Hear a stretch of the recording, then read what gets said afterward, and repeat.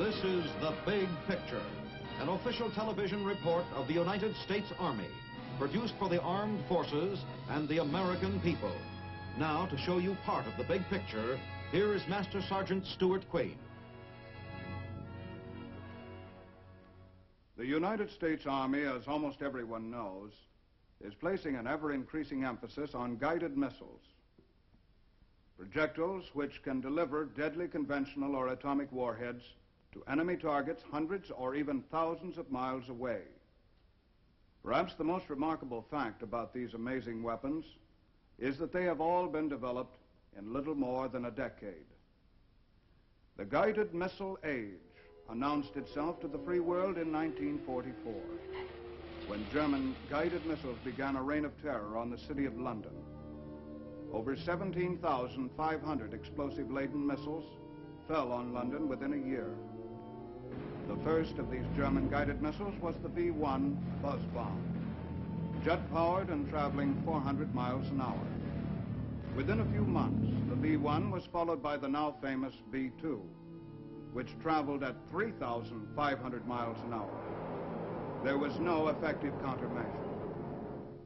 Fortunately for the Friends of Freedom, Nazi Germany got her missiles into operation only after the course of the war was already decided.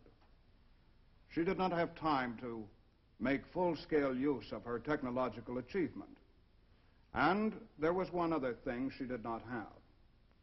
The Germans did not possess nuclear warheads for their missiles. If the Nazis had had this, the war might have taken a different course. The combination of nuclear weapons and guided missiles have, in a very real sense, revolutionized our concepts of warfare. We have entered a new era, but it is not an era of push-button warfare. For to function, one of these new weapons requires more soldiers, better trained, and more highly skilled than any other weapon in the history of war. It is an era both of missiles and of missile men. Today, our big picture cameras will take us to three of the major centers in which the Army's missile men receive their highly specialized training. Among the most important of these centers is the Artillery and Guided Missile Center at Fort Sill, Oklahoma. The guided missile in the Army arsenal is actually a modern form of artillery, an explosive projectile to be directed at distant enemy targets.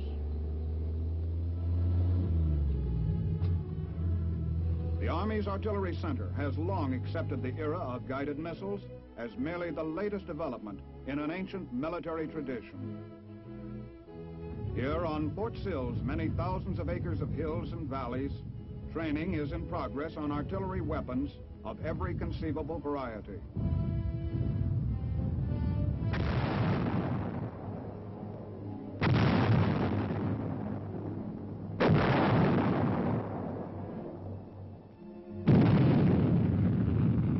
One of our first Army missiles to become operational, the Honest John, is technically not a guided missile at all, but a so-called free rocket.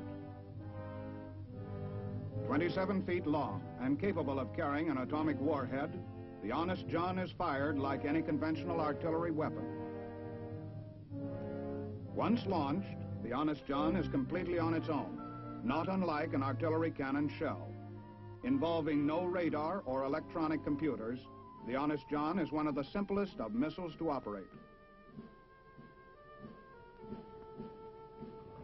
These men in training in the field have already completed a large part of their training, including basic combat instruction. For the missile man, like any other soldier, must be able to fight.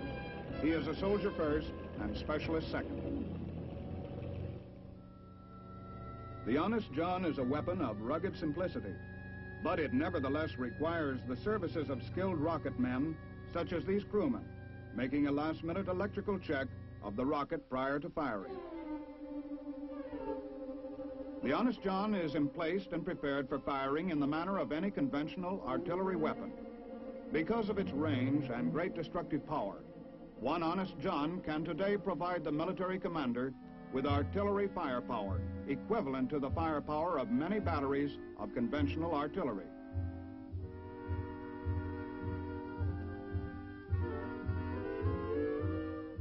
In the atomic age, massed batteries of artillery are an invitation to destruction. A single mobile weapon is less vulnerable to attack.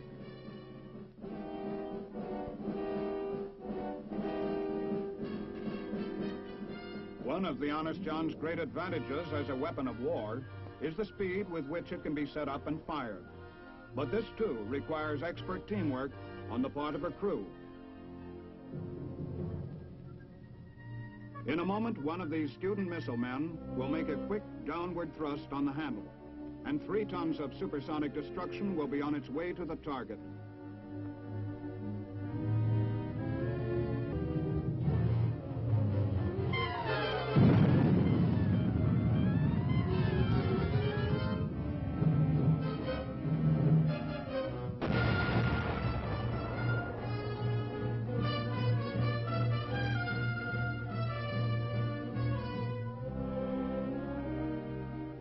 With the completion of firing tests on the range, a new team of Army rocket experts is born, masters of one of the major operational weapons in the arsenal of the free world.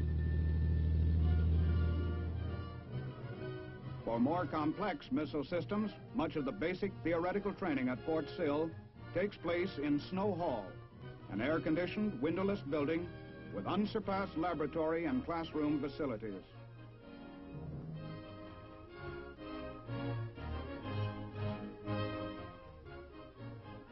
Applied mathematics plays a major part in missile work. The missiles themselves would be little more than spectacular toys unless guaranteed to hit their targets. Missiles are, in fact, remarkably accurate, an accuracy which stems in large measure from the classroom and laboratory work of the fledgling missile man.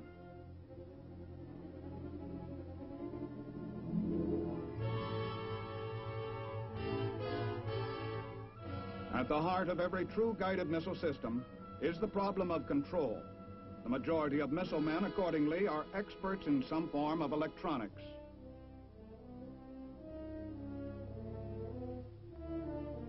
Radar, developed as a detection device for enemy aircraft in World War II, is today a vital part of many guided missile systems. This is a radar lab in which men at Fort Sill are becoming skilled in the operation and field maintenance of some very complicated radar equipment. It cannot be said too often that the real secret of guided missile systems is in their control. These missile men must become expert troubleshooters, able to instantly find and replace the faulty circuit or tube without which their missile could not function. One of their instructors is here creating such a faulty part. Their job is to find it.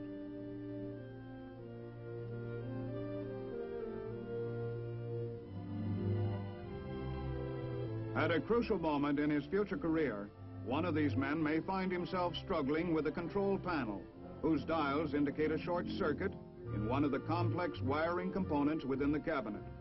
He will find the trouble and find it quickly because of the days spent at Fort Sill, where theory is followed by practice, a lot of practice, and the end result is a thoroughly trained and competent technician.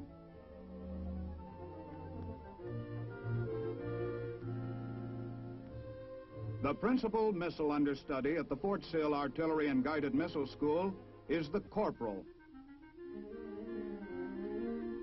The corporal is a 5.5-ton weapon designed to deliver its package of destruction approximately 75 miles into enemy terrain, and to do it as truly as if it had eyes. Here in the corporal division of the school, the men become familiar with the electronic eyes and brain of this giant surface-to-surface missile. This is the propulsion checkout laboratory, where students begin applying the knowledge gathered from weeks of classroom study.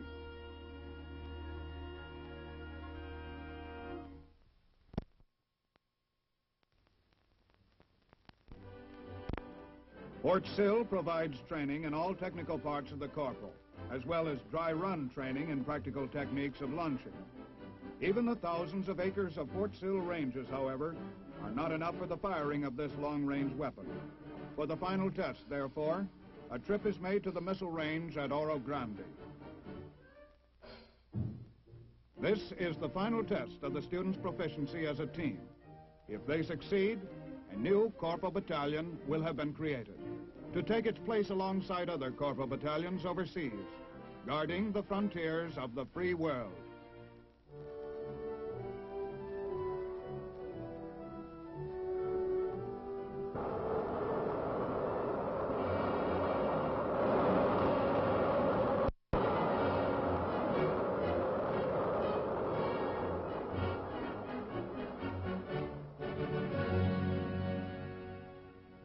The Artillery and Missile School at Fort Sill is concerned primarily with surface-to-surface missiles. Those designed like the Honest John and the Corporal, to be fired from one spot on the ground to another. Several hundred miles south of Fort Sill, we find, in the words of Army Secretary Brucker, the foremost guided missile center of the world, the U.S. Army Air Defense Center at Fort Bliss, Texas, devoted to surface-to-air missiles. The original Fort Bliss, founded in 1848, is memorialized in this life-size replica presented to the post by the adjacent city of El Paso.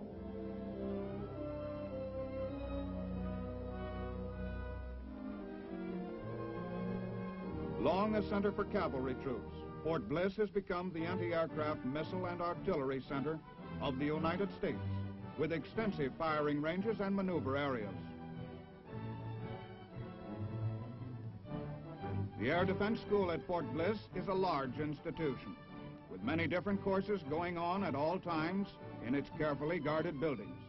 About 3,500 students are to be found here at any time, 2/3 of them enlisted men.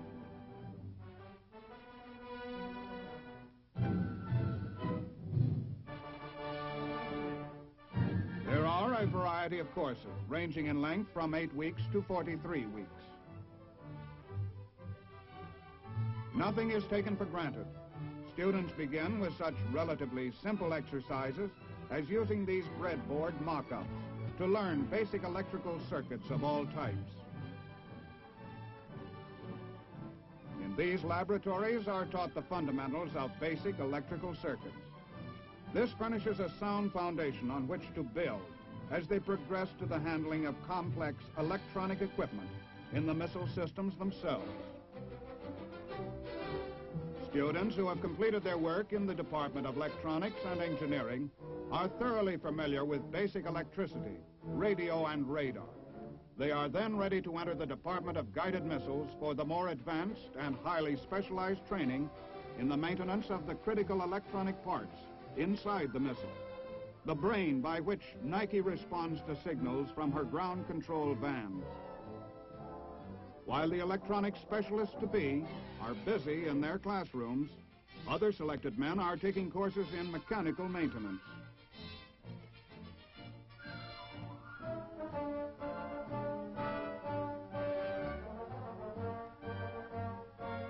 Here they will learn to assemble, fuel, test and troubleshoot mechanical aspects of the missile. The fueling of a missile is itself a job for specialists. Fuels are often highly toxic to human beings and must be handled with extreme care. This is one of the school's shorter courses, but it leaves nothing to chance.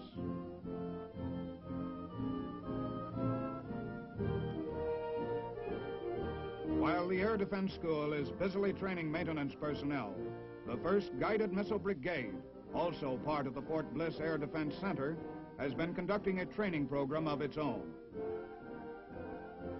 This is an 8-week program whose graduates will be the key operators in the Nike unit about to be created.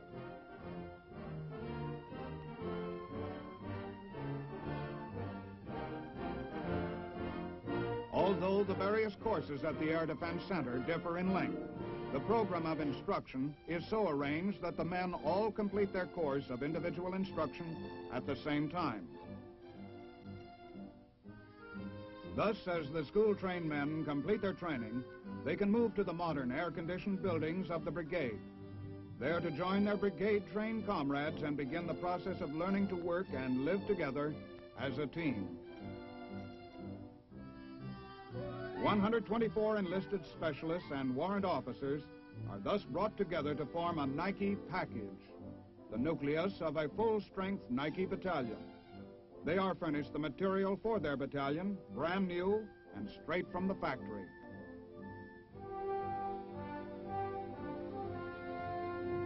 The addition of new electronic equipment to the field of combat does not lessen the need for trained soldiers.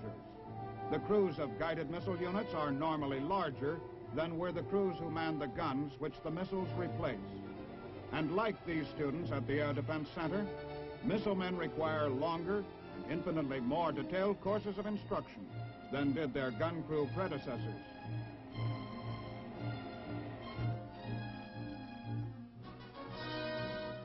Radar, which came into existence during World War II for use in air raid defense, is now an integral part of many guided missile systems.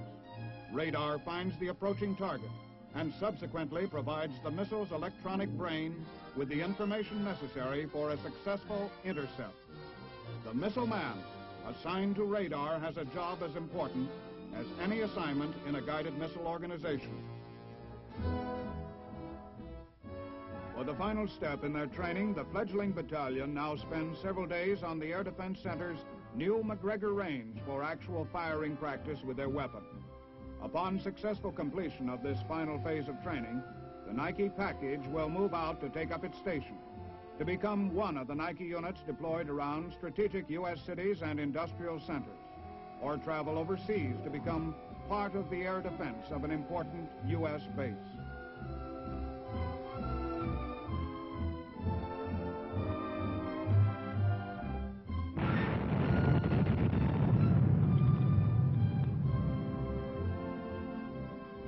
Through our big picture cameras, we've seen Army missile men in training at two of our major missile centers, the Artillery and Missile Center at Fort Sill, Oklahoma, and the Air Defense Center at Fort Bliss, Texas. Each has its specialized role in your Army's guided missile program. So also has a third missile center, the Ordnance Guided Missile School at Huntsville, Alabama. In existence for the past 6 years, it is the mission of the Ordnance Guided Missile School to conduct courses which will enable graduates to supply, maintain, and repair all the hundreds of thousands of parts which make up our guided missile systems. A good index to the progress of the Army's burgeoning guided missile program, the Ordnance Guided Missile School has more than doubled in size during the past 2 years, and is now in the midst of a $17 million expansion program. Ordnance-trained missile men are the mechanics and maintenance men of all Army guided missile systems. Like these men in the Acquisition System Laboratory of the Surface-to-Air Missile Division, they must be able to perform the most intricate repairs on complicated equipment. To familiarize themselves with the inner workings of complicated missile systems, students at OGMS have the assistance of skilled workmen in the model shop. Using transparent or translucent plastics, workmen in the model shop are able to create enlarged models of complex missile parts. These educational tools speed the learning process as well as increase its thoroughness.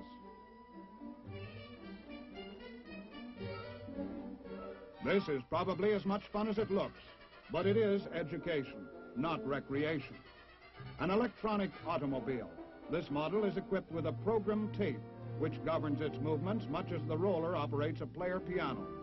The model is used at OGMS to demonstrate an important principle in missile guidance. Here is a demonstration of a somewhat different nature. The missile is a Corporal surface-to-surface missile, and the test, instead of a dry run, is a wet run. Students in the Corporal Maintenance Supervisor's course have fueled her with water in place of her normal complement of highly volatile liquids, thus providing a safe but adequate test for both themselves and the missile.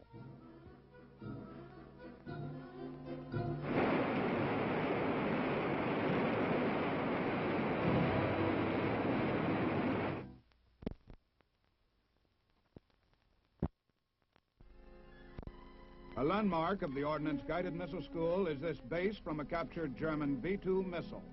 It forms the center of a spectacular exercise in firefighting. Using a mixture of gasoline and oil, instructors in the school create an accurate simulation of a malfunctioning missile. A student firefighting team moves in to bring the emergency under control.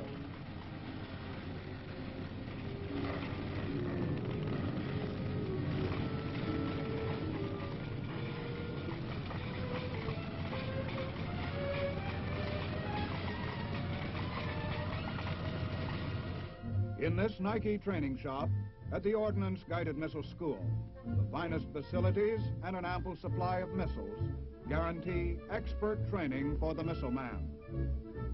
Here, the missiles are carefully examined and stripped down by ordnance repairmen, who must be depended upon for the maintenance and repair of the weapon when joined to a firing unit. Soldier students are also engaged in training on the recently released Lacrosse surface-to-surface missile, a deadly all-weather weapon designed to destroy enemy strongpoints and supplement air or artillery attack.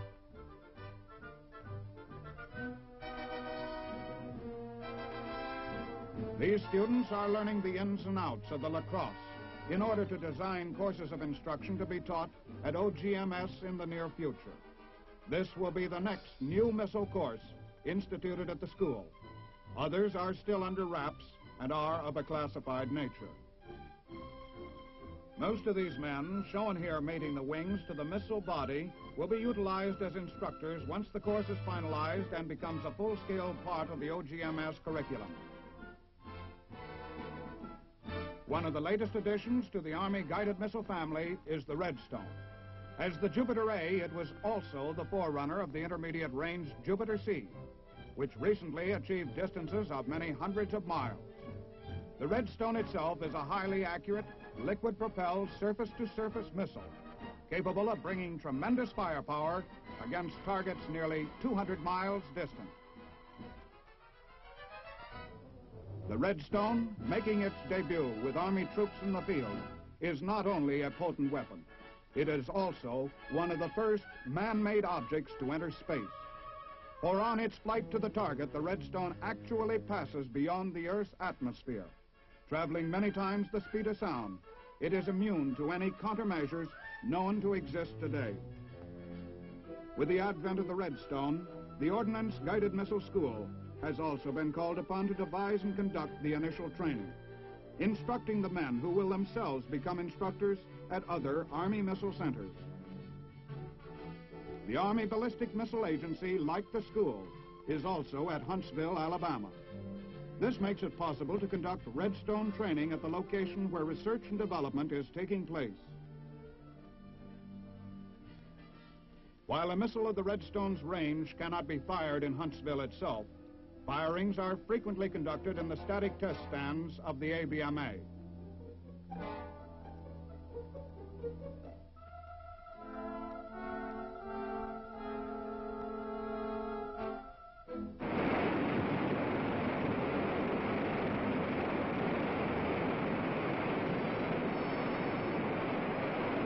Four, 3, 2, 1.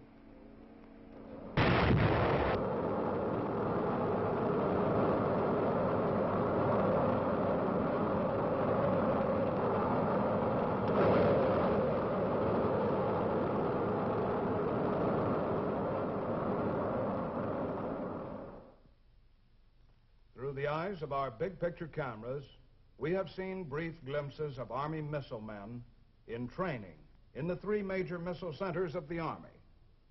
The family of Army missiles grows larger every year, almost every month.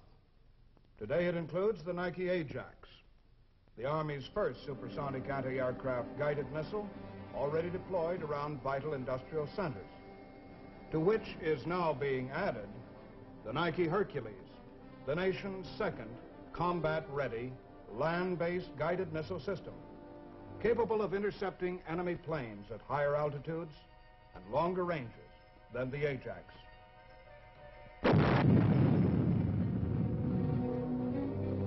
The Hawk, a surface-to-air missile designed for the destruction of fast, low-altitude enemy jets.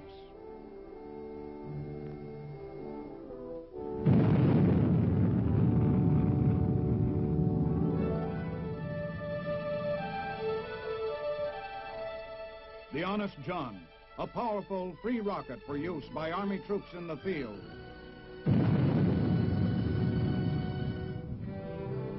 And the Little John, a medium-range rocket only 12 feet long, but packing enormous explosive power. The recently developed La Crosse, a highly accurate, all-weather guided missile for use by troops in the field, replacing or supplementing conventional artillery.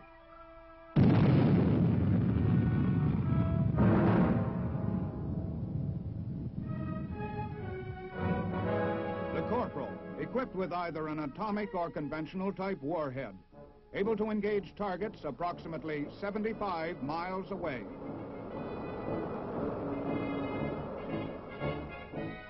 The Tiny Dart, a guided anti-tank missile for use by frontline troops, which can deliver its warhead against enemy armor with pinpoint accuracy.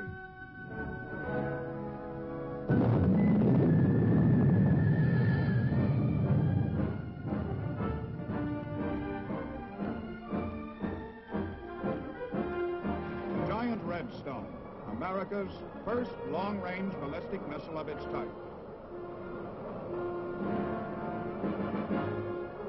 Finally, the Army developed intermediate-range ballistic missile, Jupiter.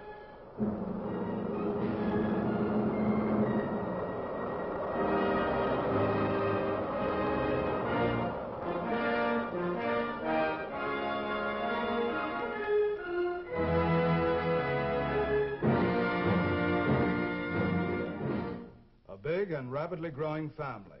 Remarkable progress in a science which had scarcely begun only a dozen years ago. We must not forget, however, that our missiles, like other weapons, are only as good as the men who operate them. It is for this reason that today's Big Picture was dedicated to that new kind of soldier, the Army Missile Man. Now, this is Sergeant Stuart Queen, your host for The Big Picture. The Big Picture is an official television report for the armed forces and the American people. Produced by the Army Pictorial Center. Presented by the United States Army in cooperation with this station.